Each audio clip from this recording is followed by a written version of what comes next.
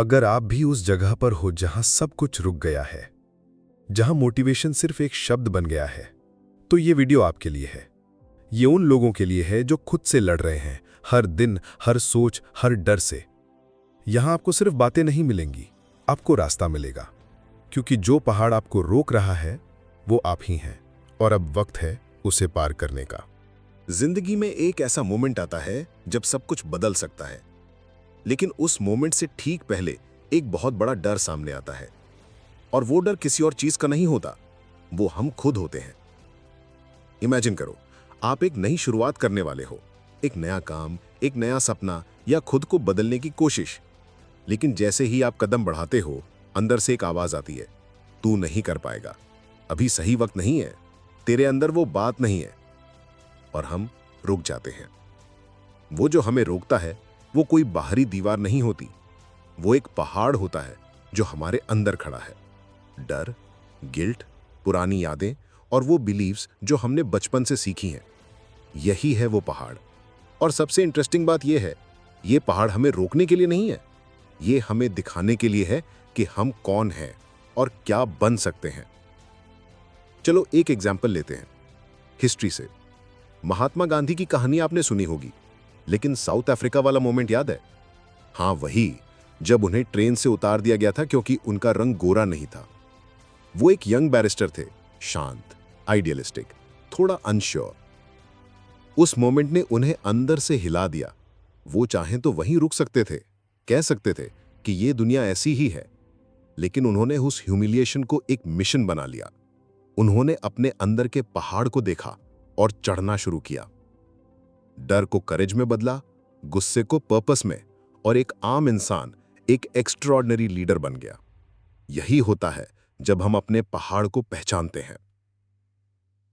अब सोचो, आपके अंदर कौन सा पहाड़ है?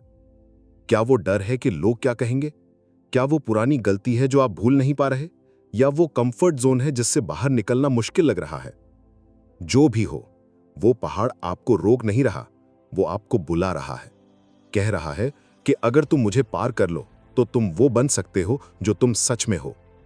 और जब आप चढ़ना शुरू करते हो तो हर कदम पे क्लैरिटी आती है। You start letting go of the old version of yourself, you start becoming the new one.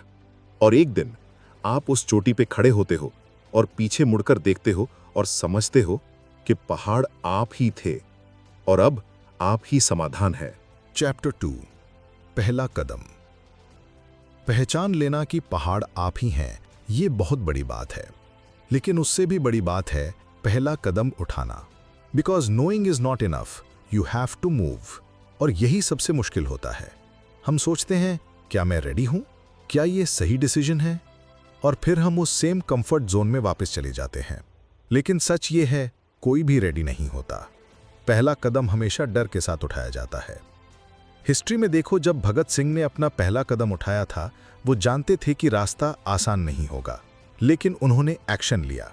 उन्होंने अपने डर को पीछे छोड़ा और अपने मिशन को आगे रखा। That first step didn't just change his life, it inspired a generation. अब सवाल यह है कि आप क्या करने वाले हो? क्या आप उस पहाड़ के सामने खड़े रहोगे या पहला कदम उठाओगे? Maybe it's starting that YouTube channel, maybe it's writing your first chapter, Maybe it's just saying yes to yourself. जो भी हो, पहला कदम छोटा हो सकता है, लेकिन उसका असर बहुत बड़ा होता है। और जैसे ही आप चलना शुरू करते हो, पहाड़ बदलने लगता है। वो डर जो बहुत बड़ा लग रहा था, अब मैनेजेबल लगता है। वो डाउट जो आपको रोक रहा था, अब पीछे छूटने लगता है। Because action creates clarity, movement creates momentum. और एक दिन आप पीछे मुड़कर देखते हो और कहते हो, शुक्र है मैंने पहला कदम उठाया। तो आज कोई बड़ा कदम नहीं चाहिए, सिर्फ एक छोटा सा स्टेप, एक मैसेज भेजना, एक स्क्रिप्ट लिखना, एक थंबनेल बनाना। जो भी आपके पहाड़ की दिशा में हो, वो पहला कदम उठाओ। Because once you start, you become unstoppable. Chapter 3, रास्ते में क्या मिलेगा। एक आदमी था जिसने कई बार सोचा कि अब फिटनेस शुरू करनी है। हर बार जिम का मेंबरशिप लिया, 2 दिन गया, फिर छोड़ दिया। उसे लगता था लोग मुझे देखेंगे और हंसेंगे, मैं तो बिगिनर हूं, सब मजाक उड़ाएंगे। लेकिन एक दिन उसने खुद से कहा, अब मैं किसी के लिए नहीं, सिर्फ अपने लिए शुरू करूंगा। पहले दिन कुछ नहीं समझ आया। दूसरे दिन शरीर दुखने लगा। तीसरे दिन मन बोला रुक जा, लेकिन उसने नहीं रुका। और यही तो जर्नी है। शुरुआत में कोई रिजल्ट नहीं दिखता, कोई अपलॉज नहीं, कोई गारंटी नहीं, बस एक रास्ता जो लंबा है और कभी-कभी बिल्कुल खाली लगता है। और तब सवाल आता है, मैं ये कर क्यों रहा हूं? क्या मुझे कुछ मिलेगा?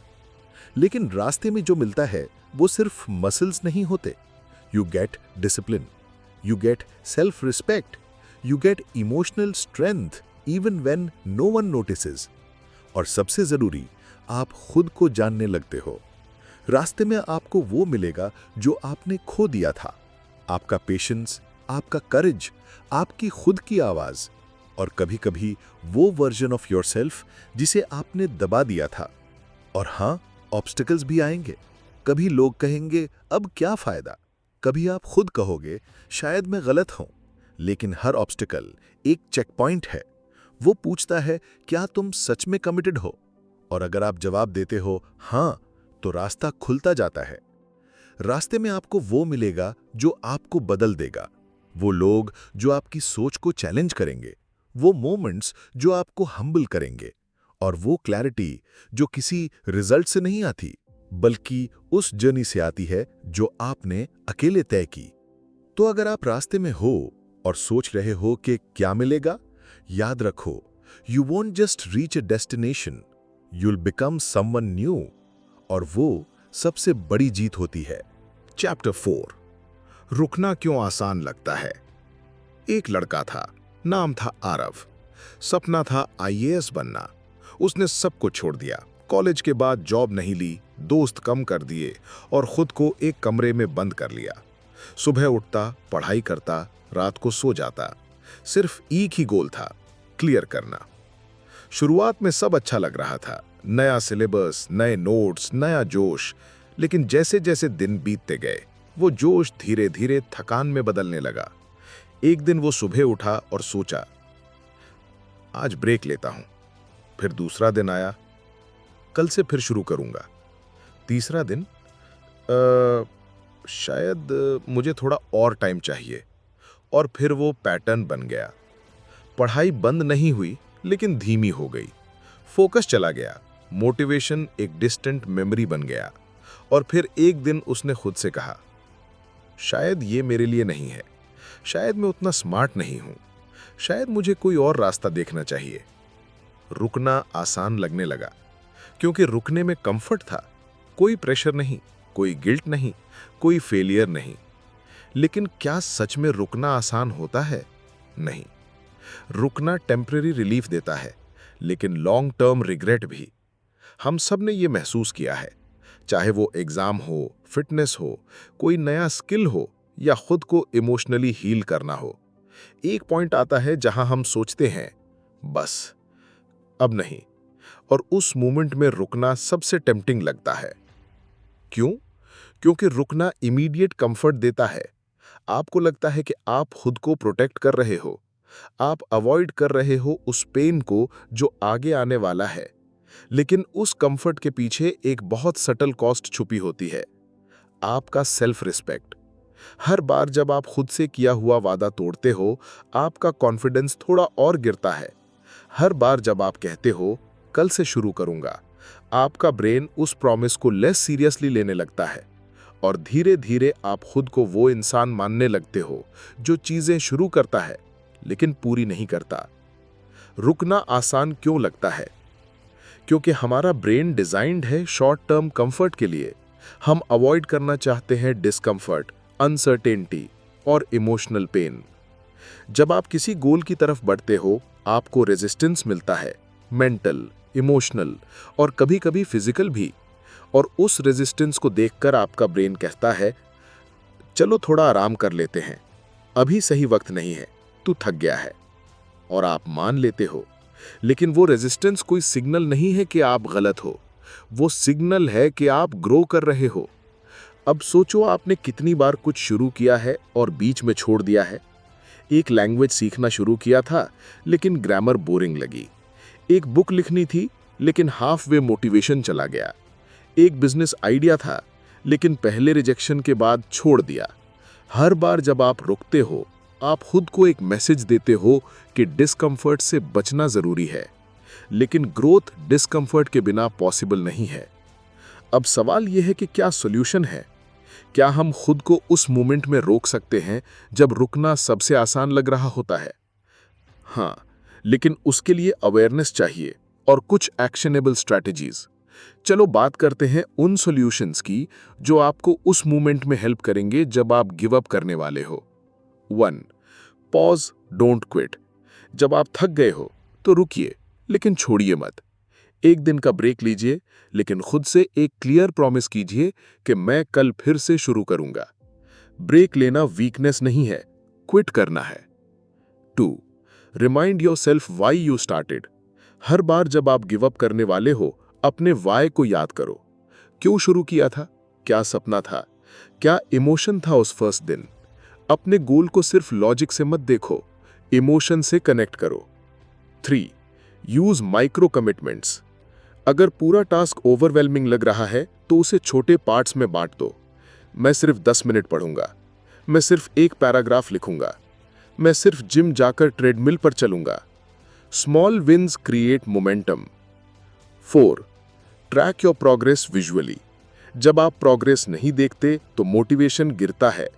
एक जर्नल रखो, एक कैलेंडर मार्क करो, हर दिन की छोटी जीत को लिखो। जब आप पीछे मुड़कर देखोगे तो आपको दिखेगा कि आप कितनी दूर आ चुके हो।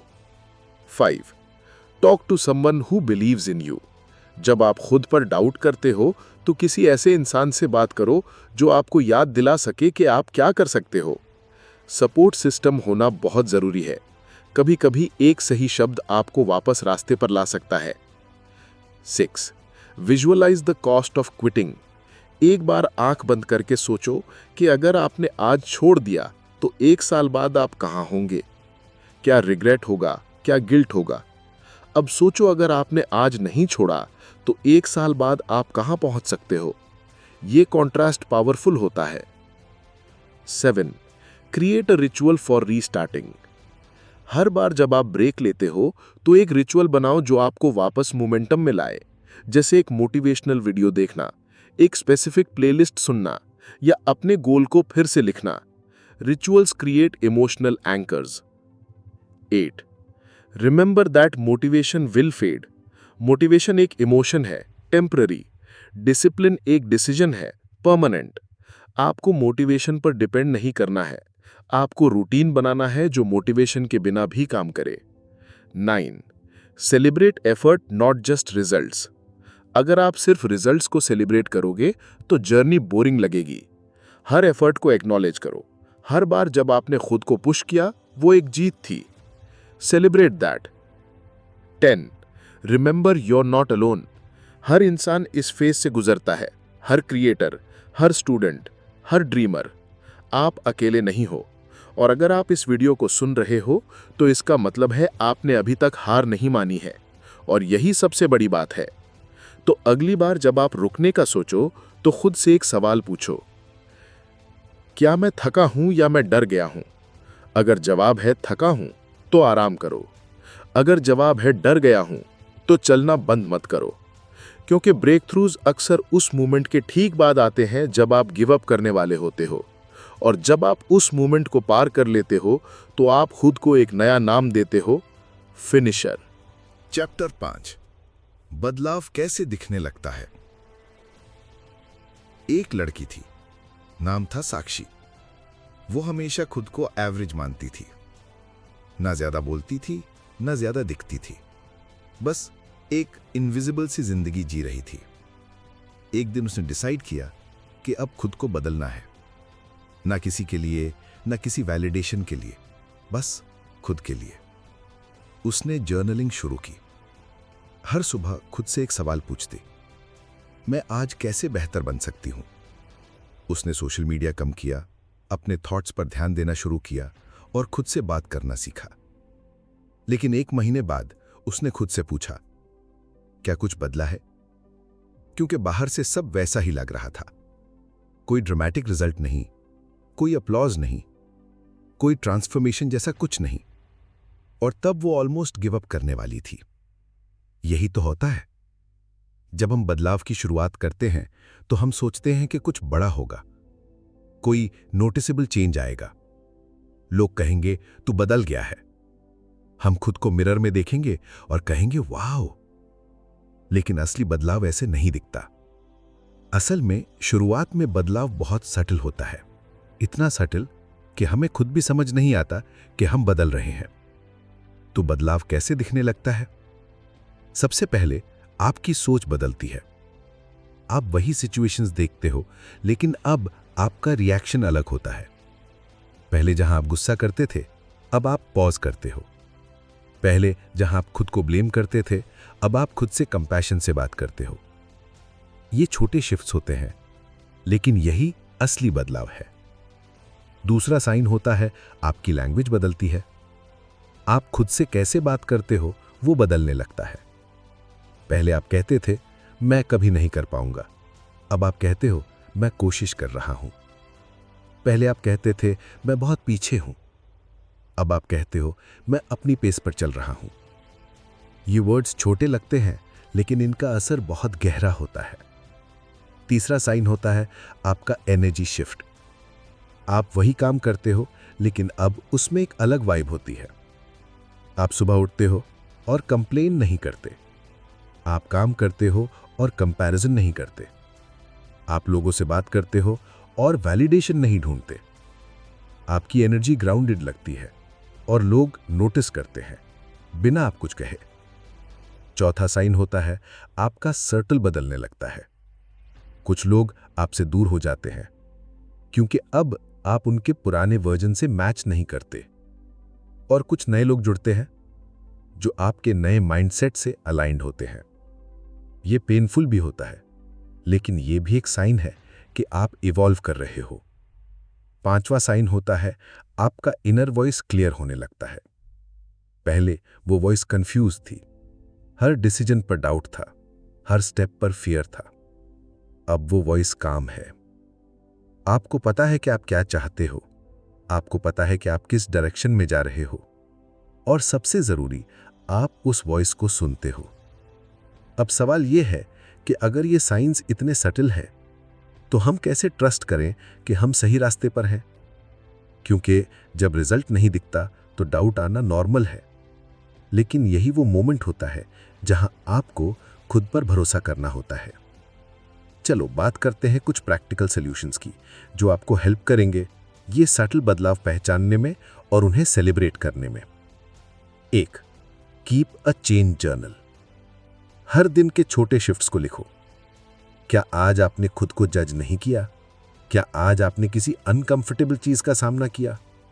लिखो, क्योंकि जब आप पीछे देखोगे तो आपको दिखेगा कि आप कितनी दूर आ चुके हो। 2.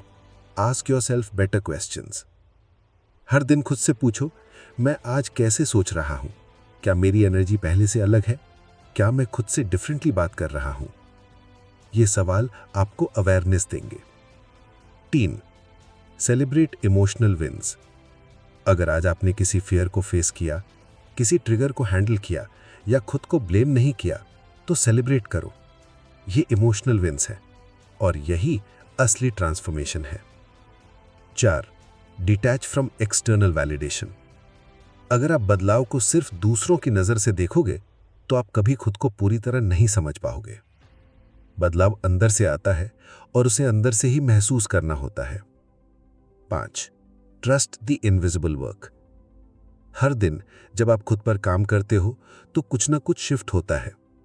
वो शिफ्ट शायद दिखे नहीं, लेकिन वो हो रहा है। जैसे रूट्स जमीन के नीचे ग्रो करती हैं बिना किसी शो के, वैसे ही आपका इनर ग्रोथ भी हो रहा है। Trust that. तो अगली बार जब आप सोचो कुछ बदला नहीं है, तो पॉज करो और खुद से पूछो, क्या मैं पहले जैसा सोचता हूं? क्या मैं पहले जैसा फील करता हूं? क्या मैं पहले जैसा रिएक्ट करता हूं? अगर जवाब है नहीं, तो समझो बदलाव हो रहा है, और वो बदलाव आपको उस वर्जन की तरफ ले जा रहा है जो आप बनने वाले हो। Quietly, gently, powerfully. चैप्टर 6, डर का सामना। एक लड़का था, नाम था नील। वो हमेशा से इंट्रोवर्ट था। लोगों से बात करने में डर लगता था। स्टेज पर जाने से पहले हाथ कांपते थे और किसी भी ग्रुप में वो सबसे चुप रहने वाला इंसान था।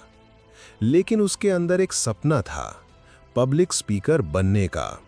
वो चाहता था कि लोग उसकी बात सुने, उसके शब्द किसी की सोच बदल दें। उसने खुद को तैयार करना शुरू किया, वीडियोस देखे, मिरर के सामने प्रैक्टिस की, छोटे छोटे पॉइंट्स लिखे और एक दिन उसके कॉलेज में एक सेमिनार हुआ। उससे कहा गया, तू बोल सकता है अगर चाहे, और वो सोचने लगा, शायद यही मौका है। लेकिन जैसे ही माइक हाथ में आया, उसका थ्रोट सूख गया, पैर कांपने लगे और वो सिर्फ एक लाइन बोल पाया, हाय आई एम नील। फिर साइलेंस। वो स्टेज से उतर गया। लोगों ने कुछ नहीं कहा, लेकिन उसके अंदर एक आवाज आई, तू कभी नहीं कर पाएगा, तेरे अंदर वो बात नहीं है, तू डर गया और यही तेरी हकीकत है। यही तो होता है जब हम डर का सामना करते हैं। डर कोई एनिमी नहीं है, डर एक मिरर है जो हमें दिखाता है कि हम कहां अटके हुए हैं। लेकिन जब हम उस मिरर को अवॉइड करते हैं तो हम खुद को अवॉइड करते हैं। डर कई रूपों में आता है। कभी वो रिजेक्शन का डर होता है, कभी फेलियर का, कभी जजमेंट का, कभी खुद को खो देने का, और सबसे गहरा डर ये कि अगर हम बदल गए तो क्या लोग हमें पहचानेंगे, क्या हम खुद को पहचानेंगे। डर का सामना करना आसान नहीं होता, क्योंकि डर लॉजिकल नहीं होता, वो इमोशनल होता है। आपको पता होता है कि आप सेफ हो, लेकिन फिर भी हार्ट रेस करता है। आपको पता होता है कि कोई आपको हर्ट नहीं करेगा, लेकिन फिर भी आप फ्रीज हो जाते हो। क्यों?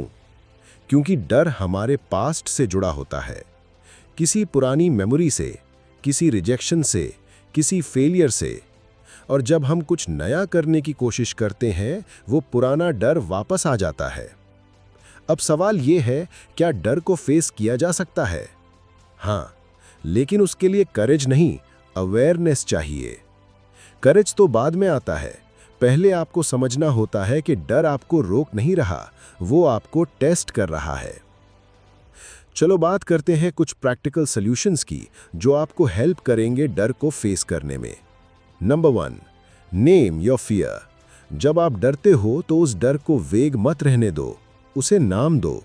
मुझे रिजेक्शन का डर है, मुझे लोगों के सामने एम्बैरेस होने का डर है, मुझे खुद को वल्नरेबल दिखाने का डर है। जब आप डर को नाम देते हो तो वो मैनेजेबल लगने लगता है। Number 2, write a fear letter. एक लेटर लिखो अपने डर को, उससे बात करो जैसे वो कोई इंसान है। डियर फियर, तू मुझे रोकता है, लेकिन मैं अब तुझे समझता हूँ। तू मुझे बचाना चाहता है, लेकिन मैं अब ग्रो करना चाहता हूँ। ये एक्सरसाइज आपको इमोशनल क्लैरिटी देती है। Number 3, take micro actions against fear. अगर स्टेज से डर लगता है तो पहले एक दोस्त के सामने बोलो, फिर 2 लोगों के सामने, फिर एक स्मॉल ग्रुप। हर बार जब आप डर के खिलाफ एक्शन लेते हो, वो थोड़ा और कमजोर हो जाता है। Number 4, visualise the worst case scenario. अपने डर को एग्जैजरेट करो। सोचो, अगर आप फेल हो गए तो क्या होगा? क्या आप सरवाइव कर पाओगे? क्या आप फिर से ट्राई कर सकते हो? अक्सर हम रियलाइज करते हैं कि वर्स्ट केस भी मैनेजेबल होता है। Number 5, use breath to anchor yourself. डर फिजिकल होता है, हार्ट रेस करता है, बॉडी टेंस हो जाती है। डीप ब्रीदिंग से आप अपने नर्वस सिस्टम को काम कर सकते हो। 4 second inhale, 4 second hold, 4 second exhale. ये सिंपल टेक्निक आपको ग्राउंडेड रखती है। Number 6, reframe fear as excitement. Fear और एक्साइटमेंट का फिजिकल रिस्पॉन्स ऑलमोस्ट सेम होता है, fast heart beat, alertness, energy. तो अगली बार जब आप डर महसूस करो तो खुद से कहो, आई एम एक्साइटेड। ये सिंपल रीफ्रेम आपकी माइंडसेट बदल सकती है। Number 7, track your courage movements. हर बार जब आपने डर के बावजूद एक्शन लिया, उसे लिखो। मैंने आज स्ट्रेंजर्स से बात की, मैंने आज अपना आइडिया शेयर किया, मैंने आज खुद को एक्सप्रेस किया। ये लिस्ट आपको याद दिलाएगी कि आप डर से बड़े हो। Number 8, talk to your inner child. डर अक्सर चाइल्डहुड से आता है, तो उस बच्चे से बात करो जो कभी हर्ट हुआ था। उसे कहो, अब मैं बड़ा हो गया हूँ, अब मैं खुद को प्रोटेक्ट कर सकता हूँ, अब मैं डर से भागूंगा नहीं। ये हीलिंग प्रोसेस पावरफुल होती है। Number 9, create a fear ritual. हर बार जब आप डर फेस करने वाले हो, एक रिचुअल बनाओ, जैसे एक स्पेसिफिक सॉन्ग सुनना, एक मंत्रा बोलना या एक डीप ब्रेथ लेना। ये रिचुअल आपको इमोशनली प्रिपेयर करता है। Number 10, remember, fear means you are growing.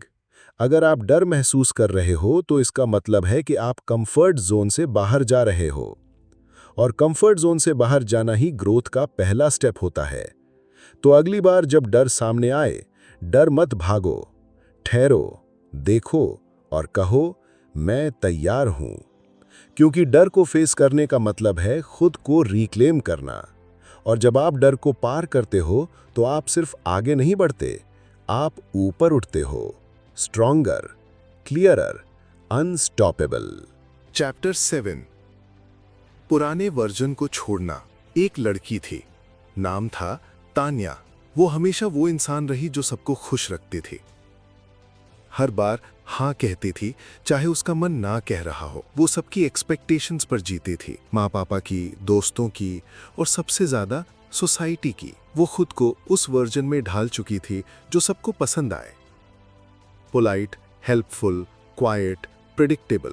लेकिन अंदर से वो थक चुकी थी। एक दिन उसने खुद से पूछा, मैं कौन हूं जब कोई मुझे देख नहीं रहा होता? और उस सवाल ने सब कुछ बदल दिया। यही तो होता है जब आप पुराने वर्जन को छोड़ने की शुरुआत करते हो। वो वर्जन जो आपको कंफर्ट देता था, जो आपको पहचान देता था, जो दूसरों को खुश करता था। लेकिन अब वो वर्जन आपकी ग्रोथ में बाधा बन रहा है। पुराने वर्जन को छोड़ना आसान नहीं होता, क्योंकि वो सिर्फ हैबिट्स नहीं होते, वो आपकी आइडेंटिटी होती है। आपने सालों तक खुद को उस लेंस से देखा है, और अब जब आप उसे हटाते हो तो एक खालीपन आता है, एक डर आता है कि अगर मैं बदल गया तो क्या लोग मुझे समझेंगे, क्या मैं खुद को पहचान पाऊंगा? लेकिन यही तो असली ट्रांसफॉर्मेशन है। ग्रोथ का मतलब है उस वर्जन को पीछे छोड़ना जो आपकी जर्नी में फिट नहीं बैठता है। और ये पेनफुल होता है लेकिन पावरफुल भी। जब आप पुराने वर्जन को छोड़ते हो तो कुछ चीजें होती हैं। कुछ लोग आपसे दूर हो जाते हैं, कुछ हैबिट्स रेजिस्ट करते हैं, कुछ इमोशंस सरफेस होते हैं जिन्हें आपने दबा रखा था, और आप सोचते हो कि क्या मैंने कुछ गलत किया? लेकिन सच ये है, आपने खुद को चुना। अब सवाल यह है कि कैसे छोड़े उस पुराने वर्जन को जो इतना फेमिलियर है, कैसे डिटैच करें उस आइडेंटिटी से जो सालों से हमारी रियलिटी रही है। चलो बात करते हैं कुछ प्रैक्टिकल सॉल्यूशंस की जो आपको इस पेनफुल लेकिन पावरफुल प्रोसेस में हेल्प करेंगे। 1. Recognise the patterns you've outgrown। पहले आइडेंटिफाई करो कि वो कौन से बिहेवियर्स हैं जो अब आपकी ग्रोथ में बाधा बन रहे हैं, जैसे over apologising, avoiding conflict, seeking constant approval, saying yes when you mean no. जब आप इन पैटर्न्स को देख पाते हो तभी आप उन्हें छोड़ सकते हो। 2. Write a goodbye letter to your old self. एक लेटर लिखो उस वर्जन को जो अब पीछे छूट रहा है। डियर ओल्ड मी, तू मुझे कंफर्ट देता था लेकिन अब मैं ग्रो करना चाहता हूँ। मैं तुझे थैंक करता हूँ और अब तुझे रिलीज करता हूँ। ये सिंबॉलिक एक्ट बहुत हीलिंग होता है। 3. Create a new identity statement. अब डिफाइन करो कि आप कौन बनना चाहते हो। मैं एक ऐसा इंसान हूँ जो अपनी बाउंड्रीज क्लियरली रखता है। मैं वो हूँ जो अपनी वॉइस को वैल्यू देता है। मैं वो हूँ जो खुद को दूसरों की एक्सपेक्टेशन से ऊपर रखता है। ये स्टेटमेंट आपको डायरेक्शन देती है। 4. Expect emotional resistance. जब आप पुराने वर्जन को छोड़ते हो तो गिल्ट आता है, कंफ्यूजन आती है, लोनलीनेस आती है। ये नॉर्मल है। इसका मतलब है कि आप कुछ बड़ा कर रहे हो। 5. Surround yourself with growth minded people. आपका एनवायरनमेंट बहुत मैटर करता है। ऐसे लोगों से जुड़ो जो आपको नए वर्जन में सपोर्ट करें, जो आपकी एवोल्यूशन को समझें और सेलिब्रेट करें। 6. Track your identity shifts. हर बार जब आपने खुद को पुराने पैटर्न से बाहर निकाला, उसे नोट करो। मैंने आज ना कहा, मैंने आज खुद को एक्सप्रेस किया, मैंने आज गिल्ट के बिना डिसीजन लिया। ये शिफ्ट्स आपकी नई आइडेंटिटी को रीइंफोर्स करते हैं। 7. Practice self compassion. जब आप पुराने वर्जन को छोड़ते हो तो कभी कभी रिलैप्स होता है, आप फिर से वही पैटर्न फॉलो कर लेते हो। उस मोमेंट में खुद को ब्लेम मत करो, खुद से कहो it's okay, I am learning, और फिर वापस नए वर्जन की तरफ लौटो। 8. Visualise your future self. हर दिन कुछ मिनट निकालो अपने नए वर्जन को इमेजिन करने के लिए। कैसे वो सोचता है, कैसे वो चलता है, कैसे वो डिसीजंस लेता है। ये विजुअलाइजेशन आपको इमोशनली एंकर करता है। 9. Let go of the need to be understood. सब लोग आपको नहीं समझेंगे और ये ठीक है। आपका काम है खुद को समझना, खुद को इवॉल्व करना, खुद को ऑनर करना। 10. Celebrate the courage to change. पुराने वर्जन को छोड़ना मतलब है कंफर्ट जोन से बाहर जाना, और ये करेज की बात है। हर बार जब आप खुद को चूज करते हो, सेलिब्रेट करो, क्योंकि यही असली जीत है। तो अगर आप उस फेज में हो जहां आप खुद को बदल रहे हो और लोग कह रहे हैं तो बदल गया है, तो मुस्कुराओ और कहो हाँ, और यही मेरी जीत है। चैप्टर 8, नई पहचान बनाना। जब आप पुराने वर्जन को छोड़ देते हो तो एक खालीपन आता है, एक सवाल उठता है, अब मैं कौन हूं? यही है अगला कदम, नई पहचान बनाना। नई पहचान कोई लेबल नहीं होती, ये एक प्रोसेस होती है, एक कॉन्शियस डिसीजन होती है हर दिन खुद को शेप करने की। आप हर दिन कुछ चुनते हो जो डिफाइन करता है कि आप कौन बन रहे हो। आपकी सोच बदलती है, आपकी बाउंड्रीज बदलती हैं, आपकी एनर्जी बदलती है, और धीरे धीरे आप वो बनते हो जो आपने कभी इमेजिन किया था। नई पहचान बनाना मतलब है खुद को दूसरों की एक्सपेक्टेशन से बाहर निकालना और अपनी सच्चाई से जुड़ना। ये अनकंफर्टेबल होता है क्योंकि आप खुद को रीडिफाइन कर रहे हो, लेकिन यही डिस्कंफर्ट आपको क्लैरिटी देता है। आप खुद से पूछते हो मैं कौन बनना चाहता हूं, और फिर उस वर्जन के हिसाब से जीते हो। आप उस वर्जन की तरह सोचते हो, बात करते हो, डिसीजंस लेते हो, और एक दिन आप वो बन जाते हो। नई पहचान बनाना मतलब है ओनरशिप लेना, अपने इमोशंस की, अपने चॉइसेस की, अपने फ्यूचर की, और यही असली ताकत होती है। चैप्टर 9, चोटी के करीब। जब आप चोटी के करीब होते हो तो सब कुछ धीमा लगने लगता है, शरीर थका होता है, मन शांत होता है, और एक अजीब सी क्लैरिटी आती है। आप पीछे देखते हो और समझते हो कि आपने कितना पार किया है। हर वो दिन जब आप हार मान सकते थे लेकिन नहीं माने, हर वो रात जब आप डाउट में थे लेकिन सुबह फिर से उठे। चोटी के करीब आना मतलब है आप उस वर्जन में पहुंच रहे हो जो आपने कभी इमेजिन किया था।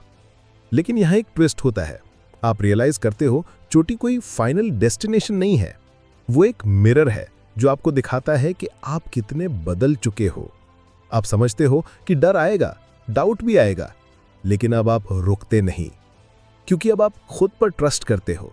आपको पता है कि आप क्या कर सकते हो, आपको पता है कि आप कौन हो, और यही क्लैरिटी आपको चोटी तक ले जाती है। चैप्टर 10, पहाड़ आप ही थे। अब जब आप चोटी पर खड़े हो, सब कुछ बदल चुका है, लेकिन सबसे बड़ा बदलाव यह है कि आप खुद को पहचानने लगे हो। वो डर, वो डाउट, वो पुराना वर्जन सब पीछे छूट चुका है, और अब जो सामने है वो क्लैरिटी है। आप समझते हो पहाड़ कभी बाहर था ही नहीं, वो आप ही थे। आपकी बिलीव्स, आपकी स्टोरीज, आपकी इमोशनल ब्लॉक्स, और आपने उन्हें पार किया, not bye fighting them but by understanding them. जब आप खुद को एक्सेप्ट करते हो तब असली ट्रांसफॉर्मेशन होती है। कोई वैलिडेशन नहीं चाहिए, कोई अपलॉज नहीं चाहिए, बस एक इनर नोइंग, मैं बदल चुका हूं, और यही सबसे बड़ी जीत होती है। अब आप उस जगह पर हो जहां आप दूसरों को रास्ता दिखा सकते हो, because you walked it, you felt it, you've earned it। और अब आप खुद एक पहाड़ बन चुके हो। अब जब ही सफर खत्म हो रहा है तो एक बात याद रखना, ये सिर्फ एक कहानी नहीं थी, ये एक मिरर था जो तुम्हें तुम्हारा ही रिफ्लेक्शन दिखा रहा था। हर चैप्टर एक कदम था तुम्हारी उस चढ़ाई का जो बाहर नहीं अंदर थी। तुमने डर को देखा, तुमने खुद को खोया, तुमने खुद को फिर से पाया, और अब तुम सिर्फ आगे नहीं बढ़े हो, तुम ऊपर उठे हो। अब तुम वो वर्जन हो जो खुद को समझता है, खुद को चुनता है और खुद को बदलने की हिम्मत रखता है। तो जब अगली बार जिंदगी तुम्हें रोकने की कोशिश करे जब डाउट फिर से दरवाजा खटखटाए तो खुद से एक बात कहना, मैं वो पहाड़ हूं और मैं खुद को पार कर चुका हूं। अब वक्त है दूसरों को रास्ता दिखाने का। अब वक्त है उस आवाज को फैलाने का जो तुम्हारे अंदर से निकली है। Thank you for climbing, thank you for listening, and most of all, thank you for choosing yourself. This is not the end, this is your beginning.